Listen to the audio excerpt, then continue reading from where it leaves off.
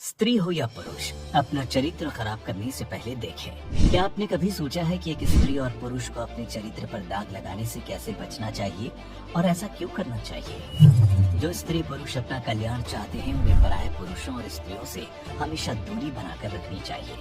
अपनी पत्नी और अपने पति में ही खुश रहना चाहिए। कभी भी किसी दूसरे की पत्नी या किसी के पति पर कुदृष्टि नहीं डालनी चाहिए। ऐसा करने वाले लोगों को अगले जन्म में कुत्ते की योनि में जन्म लेना पड़ता है। आज के युग की बात की जाए तो अगर कोई मनुष्य किसी पराई नारी या पराये पुरुष पर गंदी दृष्टि डालता है तो उन जानवरों और एक इंसान में क्या अंतर रह जाएगा।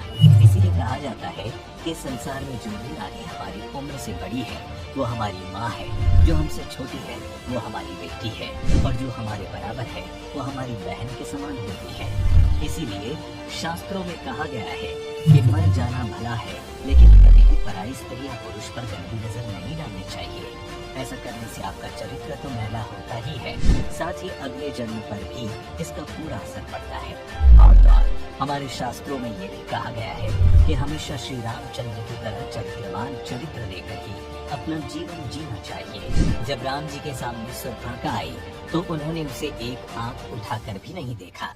ऐसा सिर्फ इसलिए हुआ क्योंकि श्री राम चरित्र के धनी थे और उनके चरित्र में किसी भी तरह का कोई भी दाग नहीं था। इसीलिए कहा जाता है कि राम जी जैसा चरित्र ही हर एक इंसान को रखना चाहिए। ऐसा करने से ही उसे अपने जीवन में हर तरह की सफलता मिलेगी और मृत्यु के बाद भी वैकुंठ धाम में स्थान मिलेगा।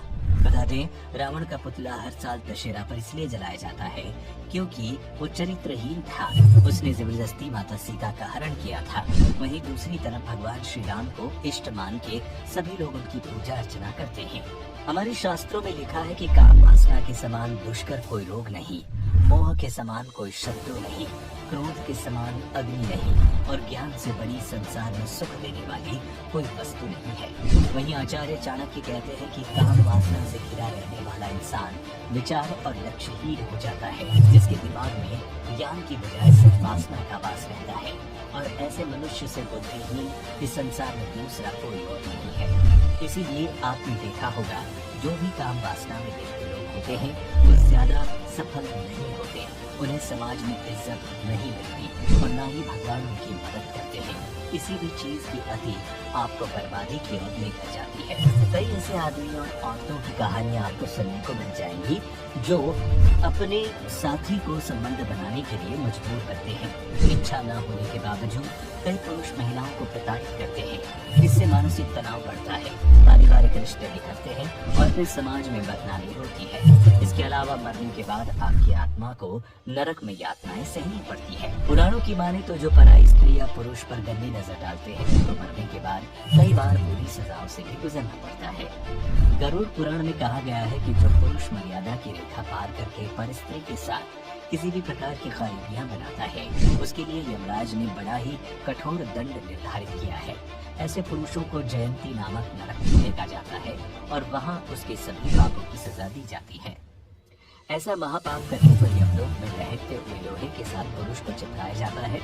इससे जीवात्मा का शरीर जल जाता है और वो उस समय को याद करके रोता है जब उसने पराई स्त्री के साथ नजदीकियां बनाई थी। वही नरक में ऐसे व्यक्तियों को अपने निजी अंग को अपने हाथों से काट कर दक्षिण पश्चिम दिशा में चलाना होगा जब तक वो बेहोश नहीं हो जाता।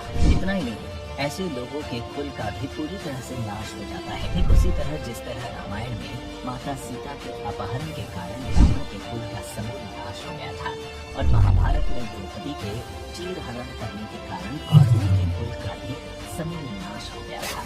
वहीं किसी स्त्री के ऊपर बुरी नजर रखने वालों को भी नर्क में ही जगह मिलती है। ऐसे पुरुषों को यमलोक में गर्भ लोहे के खंभों से बांध दिया जाता है जिससे मृत आत्मा को असहनीय कष्ट होता है।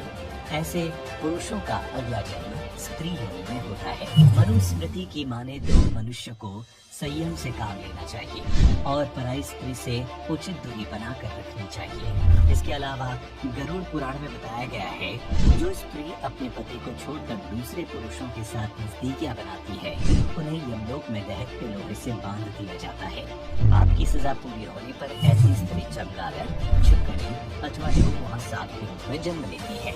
गरुड़ पुराण के मुताबिक जो औरत अपने पति को छोड़कर किसी पराया आदमी के साथ संबंध बनाती है उसे नरक की आग में जलने के बाद छिपकली सांप या चमगादड़ के रूप में नया जन्म लेना पड़ता है। तो आपने देखा कि स्त्री और पुरुष को अपने चरित्र को साफ इसलिए रखना चाहिए।